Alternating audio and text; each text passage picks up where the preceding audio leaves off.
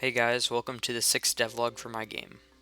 So this week I added a ton of stuff to the game, probably the most I've ever added for a single week, so let's go over that. So this week I added physical crafting stations, movement for the slimes, I reworked the crafting GUI, added the volcanic plains biome and its enemy, the heat spirit, got a ton more done on the boss, and honestly there's a ton more like smaller features that I'll be going over for today. So I actually prepared a scene, like a test scene for all of this, so I can show off all the new features, so I'm going to go there now. Okay guys, so we're here in the test scene. It's basically a large expansive area filled with all the new stuff. It does not generate terrain, so I made all this just, to show everything off. So we're going to actually start over here. You'll notice some new things around me, but we're going to start over here with the crafting stations. So the way that these work is you can pick them up. I made a stack of 2 so I can show off some other features with them, but they count as resources. I'm not really sure if I want to have this tab known as the resource tab, more of just the general item tab aside from tools and weapons and armors. But yeah, for now, you click on it. Typical, you can select the amount you want to drop as usual, and you can also equip these. So if I equip both of these to their own slots, you'll see I can hold them in my hand, I can switch between them, and this is sort of the base system for what we'll be building in the game, I guess, in the future. So it's very simple at the moment. There's no form of snapping on any form of grid. It's just sort of wherever your mouse is. So if I click to use the item, you'll see that a little preview of what it'll look like kind of pops up. So this will follow my mouse, and basically I can place this anywhere that does not have a physical collider. So you'll notice if I hover over, say, the player, the thing goes red, and I cannot place it if I try. But when it's blue, it's essentially placeable. Like I said, if it passes into any form of collider, like say down here, it turns red and I cannot use it. And additionally, if you try and click again to place another one while you're already trying to place one, it does not work, as you can see. So once you find the place you want to place this, for example, I want to put mine here. Once I right click, it'll become a physical object. I can't walk into it. But yeah, so now it's on the ground, and basically the little NPC chat bubble pops up above it. Now, the way these systems work is, you already know, and I'm going to show it off now. I reworked the crafting GUI, so you'll notice here if I go to the crafting menu, we have the available crafts, and then once I'm actually able to craft something, it looks different up here. But the way this works is, there's a certain sort of radius around this, and once I walk within that radius, I get the ability to craft the items that are required by this station. Additionally, if you go up and press E to interact on it, it'll add the station to your lists of resources and things you can craft. So essentially the way to be able to craft with the new sort of station you place down is to either walk within the range of it or to actually interact with it, which will instantly open the crafting menu. Now for the anvil, if I click on here, as you can see, get a little preview and cannot place it on top of other objects. And if I right click, places it down. Same way, same sort of system as you can see is the crafting table. And so yeah, and these are actually considered resources, so if you have a certain tool, you can actually mine these back and they will drop their respective item. So if I mine the iron anvil, it requires a hammer, this requires an axe. Once I mine that, it'll just drop back the item, and I can place it down wherever I want again. So yeah, that's the basic gist of the crafting station. We're going to be coming back to this throughout the testing scene to craft some items to show off. But yeah, let's move on to the next thing. So the next thing is actually a change to the iron ore and also a new item and enemy. As you can see, a bolt of fire just took down a fourth of my health, so I'm going to quickly turn on God mode here so I do not die from this thing.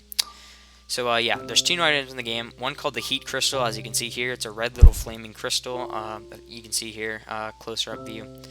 And additionally, the iron chunk. Now, iron ore used to drop an ingot in it of itself. Now it drops iron chunks. As you can see, it's just a smaller sort of version of this. So I believe this drops about 1 to 3 with a weight of 10, so you're guaranteed to get at least 1, maximum 3. Now, if you take an iron chunk and a heat crystal and you bring it over to your workbench, you'll notice if I'm over here, I cannot craft it. But once I get within the vicinity, it appears right here, and here's the new crafting GUI for that. You can see items in and items out. As you can see, if I walk away from the station, it disappears, and I can also just interact normally, and it appears. So yeah, this is the new crafting GUI. As you can see, lists the items as normal, lists the outcome as normal. I just kind of added text and sort of made it look nicer, also added an arrow. But yeah, this is how you craft the iron ingot now, as you can see, or iron bar rather. You can craft that. Here it is, as usual.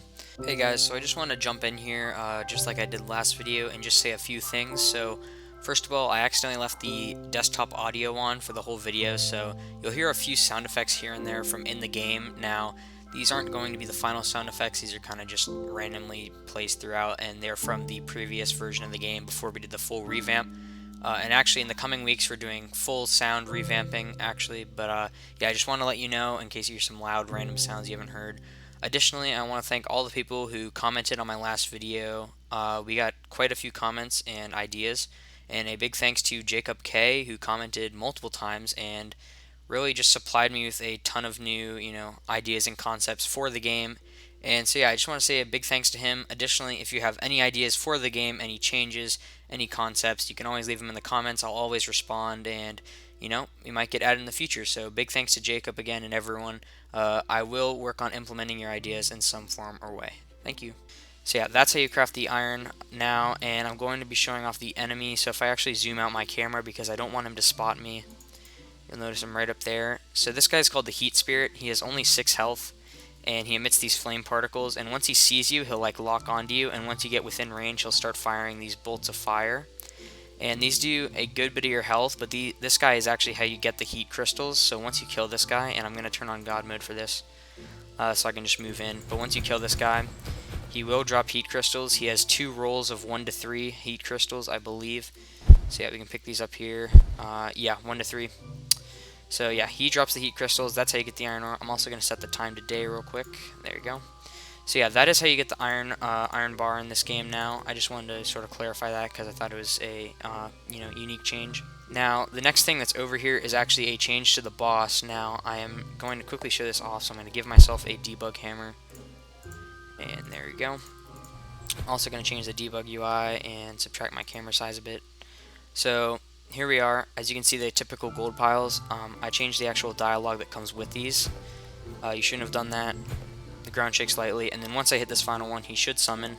Now, he is most definitely not fully complete yet, and on my schedule, I actually have for the next, coming weeks to add improvements to him, but basically this week I just added his basic movement pattern, as well as his ability to fire arrows at the player, which I don't believe was in the last weeks. So if I mine this final one, I'm also going to add my camera size. Here he is, so you can see he's focused in on me, and he'll fire arrows from a long range. And once he hits me with those, they do 2.5 damage, as you can see, because I have God mode on, I'm not dying. But basically, he telegraphs his attacks by, you'll see a particle effect appear when he's about to shoot an arrow. And additionally, his eyes turn red, and he's actually hurting himself because the arrow doesn't have a delay on it, so he's actually shooting himself. But as you can see, also the health bar is a lot smaller than before. That's something that will be changed. But yeah, so basically this guy, he'll now focus on you. He'll go in a triangle pattern, and he'll shoot at every corner he gets to. So yeah, this is just the basic form of the boss. There's going to be more changes, but once I eliminate this guy... Oh, well, that's not supposed to happen, but we'll ignore that for now. And as you can see here, he drops Goblin Hide, as well as the Twine. I showed that off last week, but here it is again. So he dropped 12 for us. Now, that'll be used in a second, so I'll show that off in a second. Okay, so... basically what the Goblin Hide is used for, and if I quickly, I'm also going to show you how to craft these crafting stations. So essentially, if I get some meadow wood, pick this up, as you can see, I can make a workbench here, similar to Terraria's workbench, as usual. I'm just going to put this down right here, and then to actually craft the anvil, you're going to need 5 iron ingots, or 4 rather, actually. So you can make that now. I already had one, but just to show it off. So I'm going to place this guy here, and now what I can do is if I take the Goblin Hide and I also get iron armor, I can create an upgraded version of that iron armor. So over here in the testing world, you can see we have Goblin Hide, 25 of it, and we also have the iron armor. So if we take all of this stuff back to our anvil here, you can see a new armor set up here. Now this armor is nearly 2 times better than that of iron, so it's really good. It's called the Hide Plated Iron set. So there's the helmet, the mail. I wanted to make it similar to the slime mail in a unique way, and also the gloves. So I'm gonna craft this up real quick. So here it is in my inventory. As you can see, I can equip it as usual, and I think it looks okay when you wear it. probably will make some changes. I think the actual armor icon sprites look okay. So yeah, now we're wearing this. I have 13 defense total, opposed to, I believe, the 5 you get from typical iron. So yeah, that's the new set. And then if we come down here, you'll see a whole host of new items. Originally, there were steel items in the game. Now, these didn't feel like they were really part of the game. They kind of felt random. So I changed all the steel items to iron items. You'll see we have the iron scythe, iron axe, iron hammer, and iron pitchfork.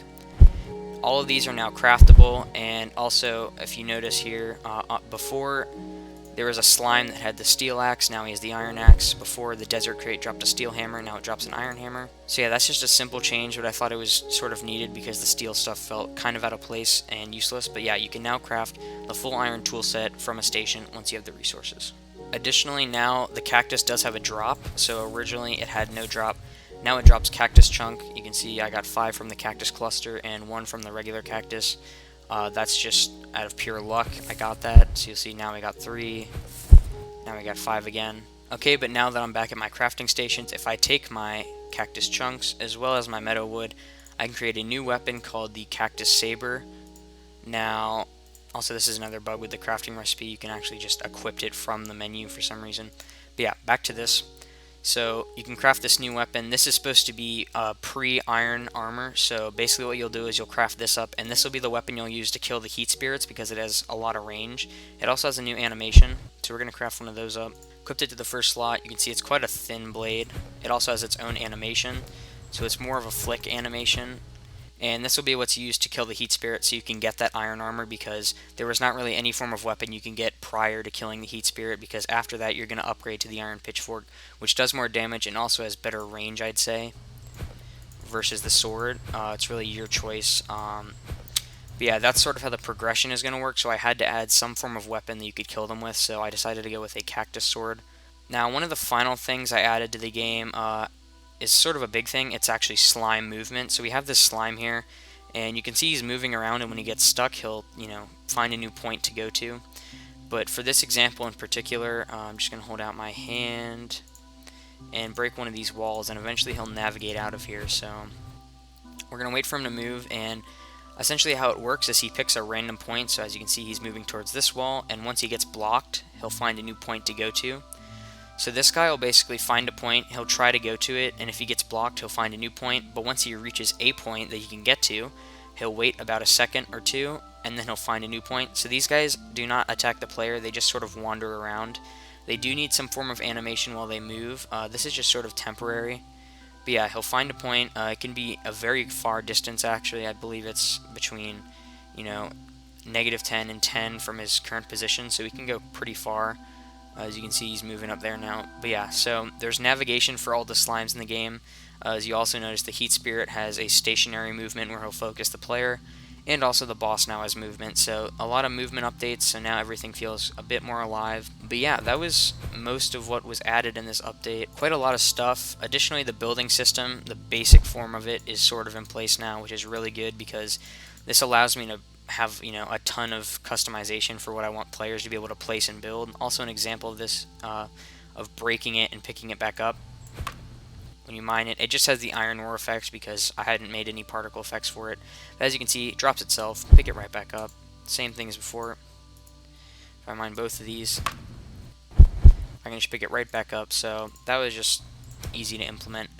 But yeah, so this week, just a quick recap. Also, this guy's here. I'm gonna try and use the cactus saber on him. Okay, so we're going in here. I have the armor on, so it will reduce the amount of damage I take from this guy by quite a bit. As you can see, it reduced it by about 0.6 damage, which is quite good. So you can see I can move in here. I can try and deal damage on him.